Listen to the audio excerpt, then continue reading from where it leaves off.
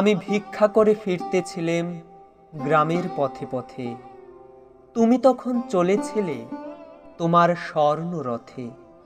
অপূর্ব এক স্বপ্ন সম লাগতেছিল চক্ষে মম। কি বিচিত্র শোভা তোমার, কি বিচিত্র সাজ।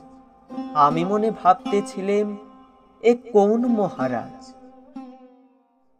আজি শুভক্ষণে রাত পোহালো, ভেবেছিলেম তবে আজ আমারে দ্বারে দ্বারে ফিরতে নাহি হবে।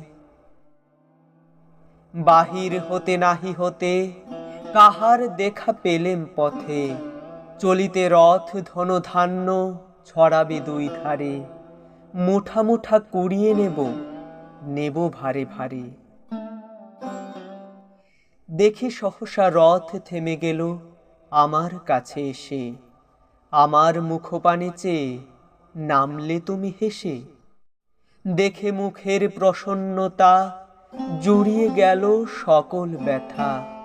হেনকালে কিসের লাগে তুমি অকস্মাৎ আমায় কিছু দাও গো বলে বাড়িয়ে দিলে হাত। মরি একই কথা রাজাধিরাজ, আমায় দাও গো কিছু। শুনে ক্ষণকালের তরে রইনু মাথা নিচু। তোমার কি বা অভাব আছে ভিখারি ভিক্ষুকের কাছে? এ কেবল কৌতুকের বশে আমায় প্রবঞ্চনা।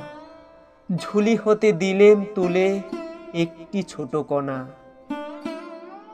যবে পাত্রখানি ঘরে নিউজার করি, এ কি ভিক্ষা মাঝে একটি ছোট সোনার কণা দেখি। দিলেম যা রাজ ভিখারিরে, স্বর্ণ হয়ে এলো ফিরে। তখন কাঁদি চোখের জলে দুটি নয়ন ভরে।